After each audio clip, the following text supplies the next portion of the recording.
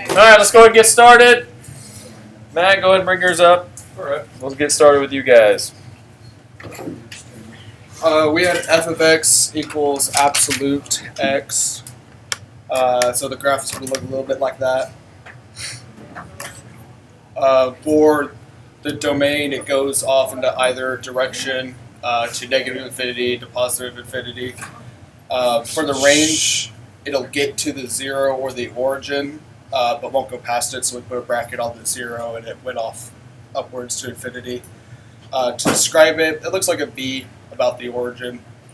And the unique attribute, we didn't quite understand it, but what's, I guess, unique about it is no matter what x function you plug in, it will always turn out to be a positive y. Okay. And then the symmetry is across the y-axis. Excellent. That's exactly what I'm looking for. Any questions on this?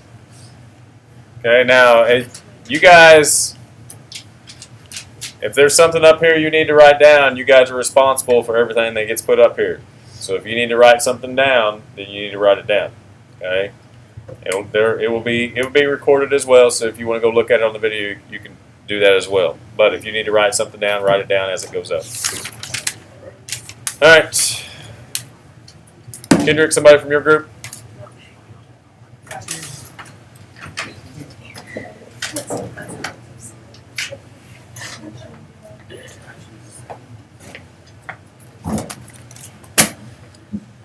Okay, we have the square root of x, and for the domain, we got 0 to infinity with the bracket on the 0, and then for the range, we got negative infinity to infinity, and then the shape is, it's a parabola going across the x-axis, and for the unique attributes, it's not a function, and because of its being radical, then it's positive and negative, and then for the symmetry, it's along the x-axis. All right, I'm going to disagree with some things.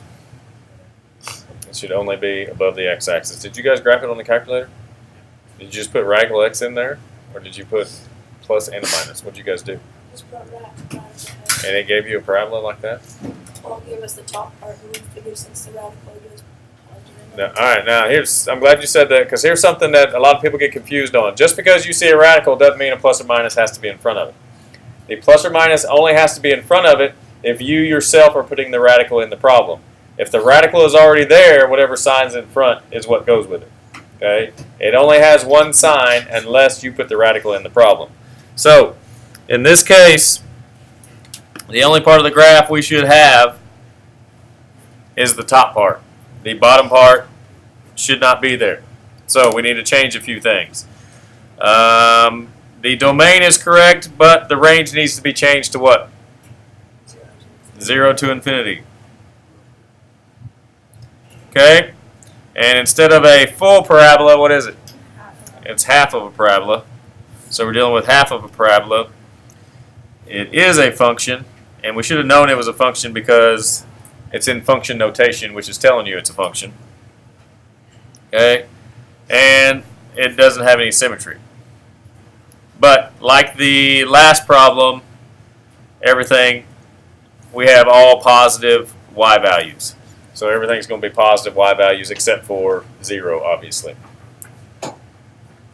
Okay, so half of a parabola is what we need to remember on this. Domain and range are both 0 to infinity. And all my values are 0 or positive. All right, Kaylee, somebody from your group?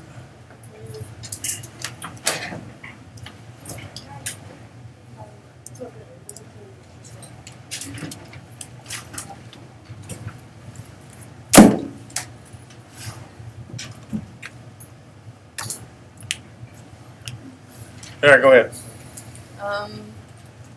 Well, the domain is negative infinity to 0, but no bracket because it never actually touches 0. And you had to break it into 2 parts because there's nothing at 0. And then the range, the same thing. It looks like a sideways X where the center just doesn't touch. It doesn't have a beginning or ending point, and it never actually touches 0, and it has origin symmetry. All right, very good. So the main thing I want to know about notice about this that wasn't mentioned is what does this graph have that wasn't mentioned yet? It has asymptotes. So that's the main thing we want to notice is when I'm dealing with 1 over x or a graph like that, it has asymptotes on it. Okay, domain is correct, range is correct. I like the fact that they said a sideways x that doesn't touch in the middle. That's a good way to describe it. Okay, doesn't have and it has origin symmetry, so that is good as well. Okay, any questions on the 1 over x graph? Very good. Bobby, somebody from your group.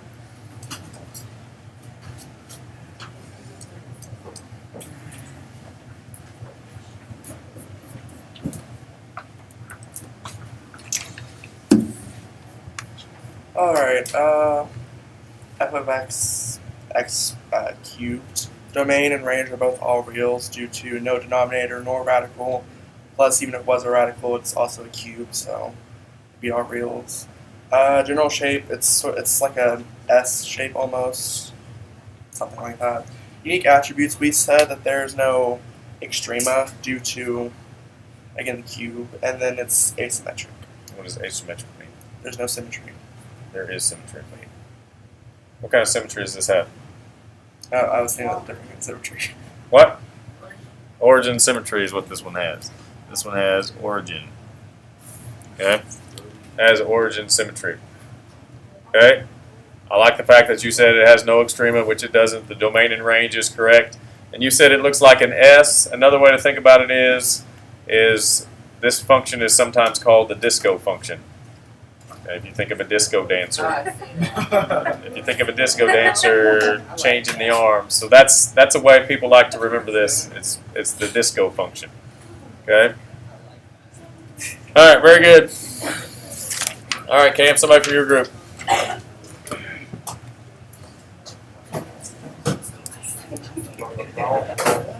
I didn't say so.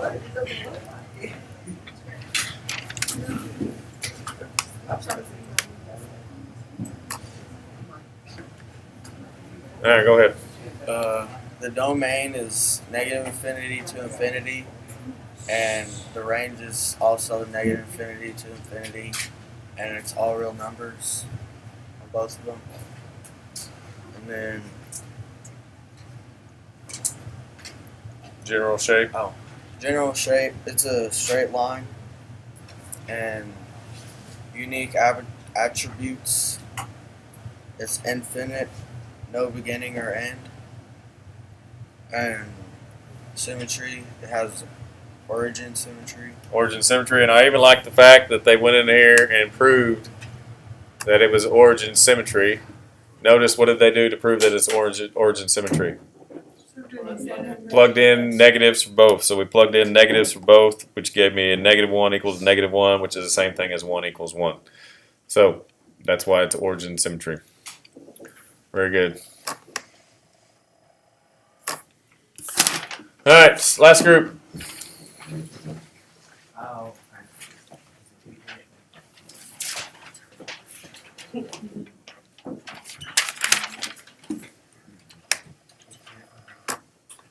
Ours was f of x equals x squared. The domain is all real numbers. The range is 0 to infinity with a bracket.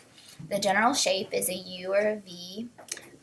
Unique attributes, it's a mirror image. It stems from the origin. It contains no negative y values, and it's a parabola. It has y-axis symmetry, and it's an even function. Ooh, that's even. You get bonus points for calling it an even function. Very good. Okay, good. So main thing we want to notice is this one. We would call this one a parabola, so that's good. Domain is all real numbers. Range is 0 to infinity. It has y-axis symmetry, which means that it is an even function. Those that had origin symmetry means that it is what type of function? It's an odd function, so that's great that you guys are pulling that in there. Any questions on the parabola? Very good. All right, so real quick recap on these. And let's describe them real quick. F of x equals x, what is it? A line, x squared is. Parabola, x cubed is. The disco or the S shape, the square root of x. Half a parabola, 1 over x. Looks like an x, but what does it have? Asymptotes. So it looks like an x that doesn't touch and has asymptotes, and then the absolute value of x. V. It looks like a V. So whenever you see a function that's similar to these, you should have a general idea of what the graph looks like. Okay? So that's why we went through that. Now we want to go through and talk about what we can do to these functions to translate them or transform them. Okay? So what are we talking about there? What are ways that a graph can translate or transform? Anybody? Do like subtract like x minus 3. Okay, I can move it. So which way can I? How can I move the function? Which ways can it move? Up, down, left, or right. So we're talking about what are we going to be able to do to a function to move it up, down, left, or right. What else can we do to a function? We can flip it. We can flip it over the y. We can flip it over the x. Anything else? Or make it larger. What? Make it larger. Yeah. So you mean stretch it out or shrink it? So we want to look real quick at what can be done to one of these functions to make that happen. And I think the best one to do it to figure out everything out is to do it to the square root of x function. So I'm going to put the square root of x function up here. I'll press enter, so that's what the square root of x looks like. So let's talk about moving it right or left. Anybody know what to do to it to make it go right or left? Where? Inside or outside? Outside? So let's change this. So for instance, let's subtract 2. So he's saying outside the 2, and you're saying it's going to go which direction? Should go left. Did it go left? Which way did it go? Down. Okay, so what do I need to do to make one of these functions go down? Add or subtract outside. If I subtract outside, it makes it go down. If I add outside, it makes it go up. So that's the first thing we want to notice. So let's go up here and let's change this to a plus. And what should the plus do to it? It should make it go up too. So if I'm adding or subtracting on the outside, it makes it go up or down. All right, let's get back to where we were. So now, anybody else want to take a shot at making it go left or right? Sky?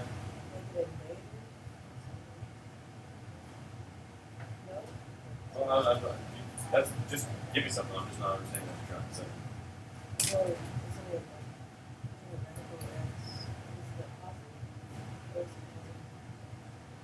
Are you wanting to put a number in there? Or you just want to put a sign in there? Or you just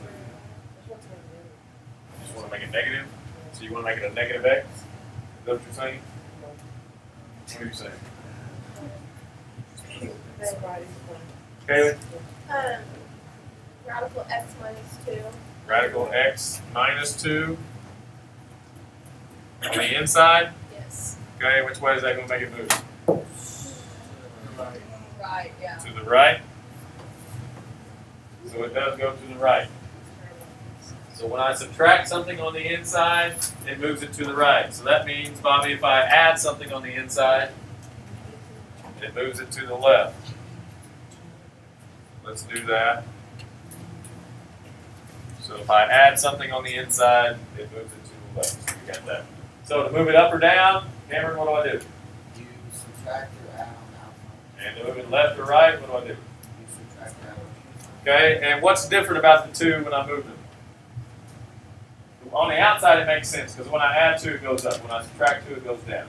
But on the inside, it's kind of backwards of what you would think. Because if you think if you subtract 2, it moves it to the left. And subtracting 2 moves it to the right. Adding 2 moves it to the left. All right.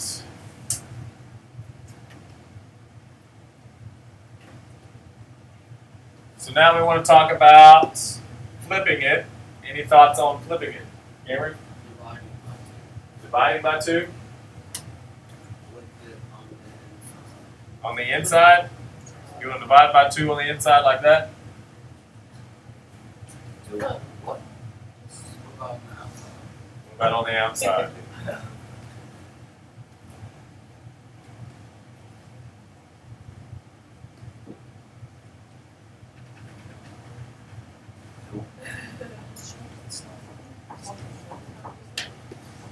Anybody else?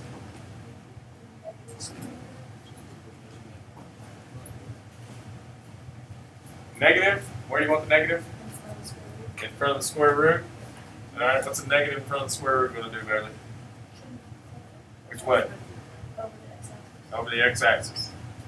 There it is. So a negative out front flips me over the x-axis. Negative out front flips me over the x-axis.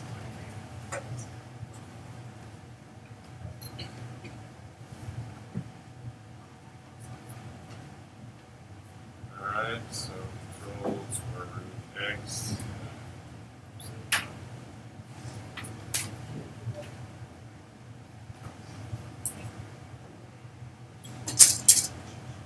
Alright, so we know how to flip it over the x. What about over the y?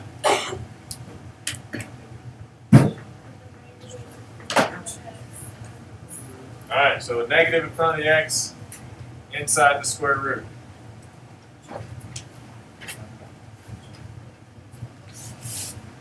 Press it there. So that's how it flips over the y. So a negative on the outside flips me over the x, and negative on the inside flips me over the y.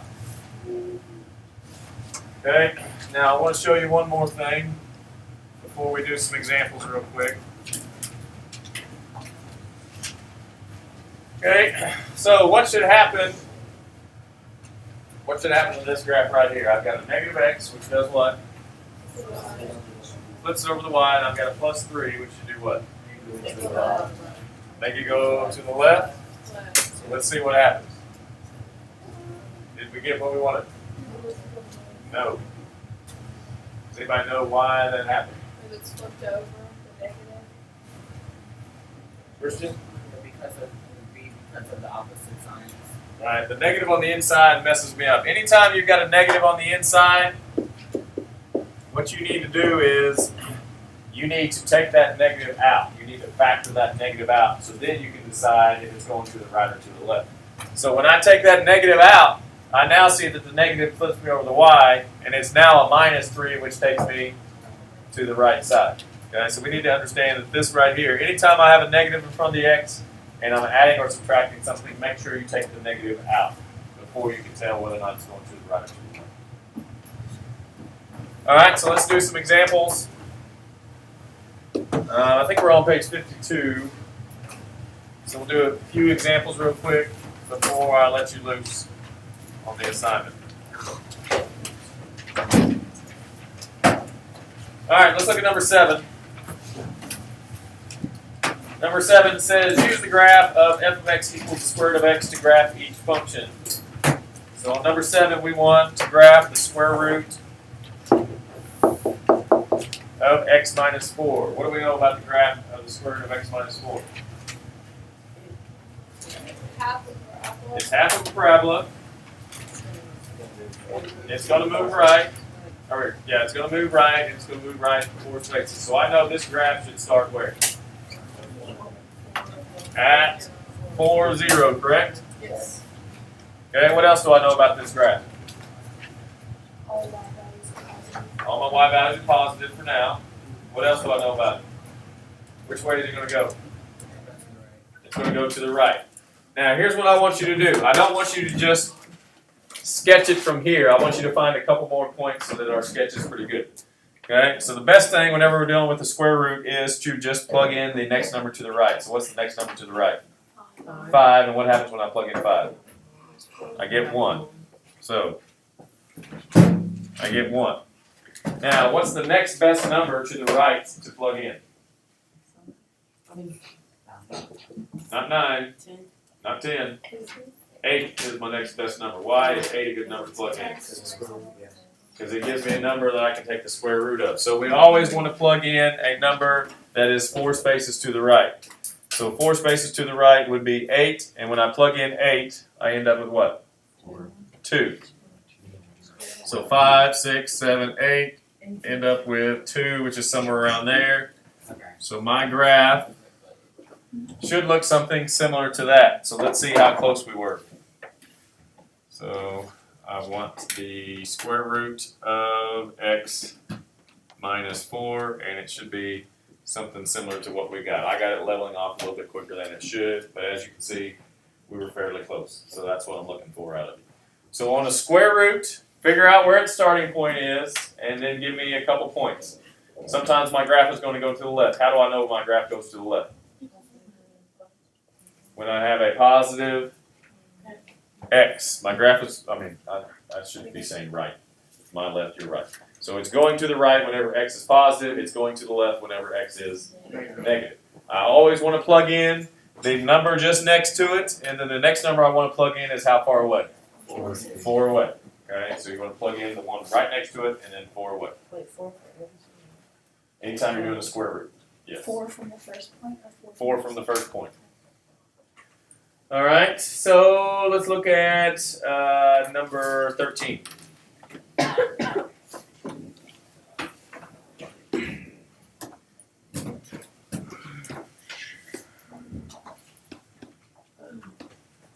Okay, on number 13, I have g of x equals 1 over x minus 6 plus 8. So what do I know about this graph? As asymptotes. What else do I know about it? Or no, it's gonna go, instead of being on the origin, it's gonna be on 8. Like, So what does the 8 do to me? It raises it up, and what does the 6 do to me? To the right. Moves it to the right. Now, when you're dealing with the 1 over x, what you want to move is, or let me ask you a question. What is it you want to move that will help you graph it if you're dealing with 1 over x? That's what you want to move. You want to move your asymptotes. You get the asymptotes in the right spot, it's pretty easy to graph the 1 over x. So, how do I need to move my asymptotes? Right 6 and up 8. So my vertical one needs to go right 6. So 1, 2, 3, 4, 5, 6. And my horizontal one needs to do what? Go up 8. And I don't have enough space. Let me make enough space here. Alright, so 1, 2, 3, 4, 5, 6, 7, 8. Okay, and then once I have my asymptotes where I want them, what do you think I should do?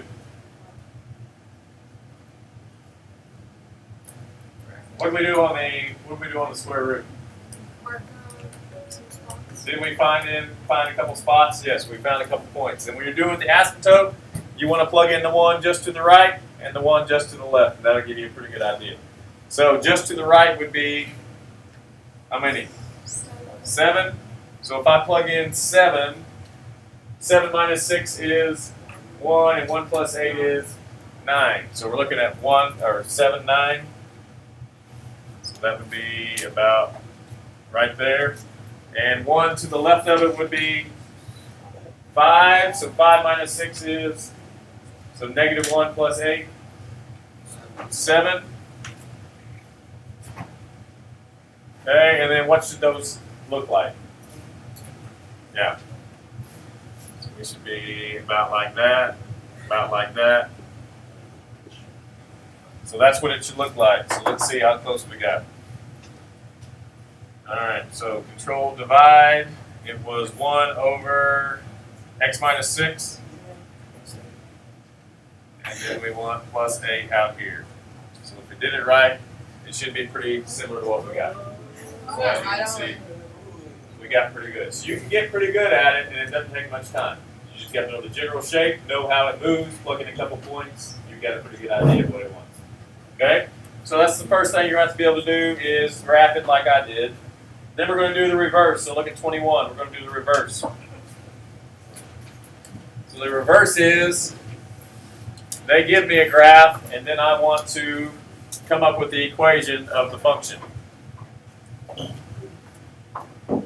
So they told me we're dealing with the absolute value of x, and what happened to this graph? How was it moving? Down. Down, how much? Looks like 5, so it moved down 5. So what do I need to do to the original equation to make it to where it goes down 5? Minus 5 on the outside, very good. So my answer would be g of x equals the absolute value of x minus 5. That's what I'm looking for. Okay, what about 23? What did it do? Down 2, and not just over 1, you can give me more specific. Right. Right 1. So how do I go right 1? Right 1 is minus 1 on the inside, and then down 2 is minus 2 on the outside. Okay? And then I want you to do something like 25. I have g of x equals 3 times the square root of x plus 8. I want you to kind of tell me how that graph has moved from the original. So first of all, what's the general shape of it? Half a parabola, and what happened to it? It moved to the left 8, and we haven't seen that 3 before. What does that 3 do to me? It makes it 3 times bigger. So what does that do to the graph?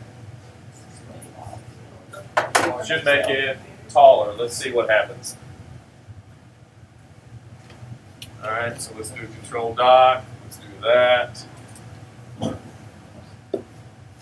So we want 3. We want the square root. It was x minus 8 or plus 8? Plus 8. So what did the plus 8 do to me? Move me to the left, and then what do you think the 3 does to me?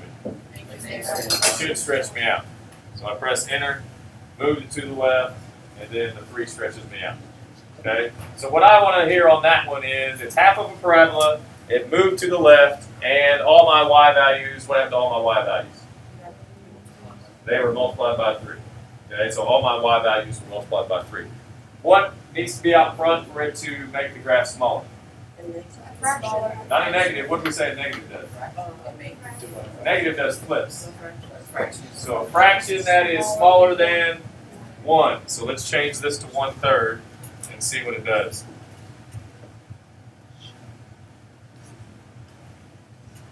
So if I change this to 1/3, it should make it smaller. And as you can see, it's shrunk. Okay? So that's what I'm looking for on this assignment. So again, what is x? Straight line, x squared, x cubed. Yeah, so the disco, square root, half a parabola, 1 over x. There's 2 things up. And it's the asymptote graph, absolute value of x. The v. How do I move something to the left? Add something where? On the inside. How do I move to the right? Subtract on the inside. Up. Add on the outside. Down. Subtract on the inside. How do I flip over the x? Negative on the outside and flip it over the y. Negative on the inside. Good.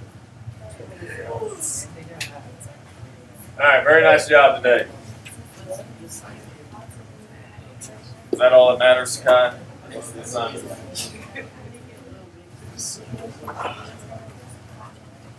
Alright, on page 52.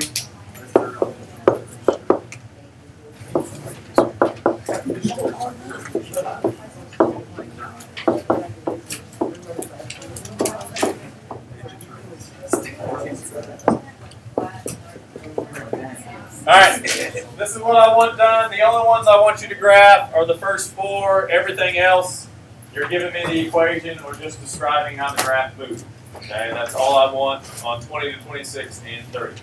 The first ones I want to graph. Everything else, just tell me how it moved and give me the equation.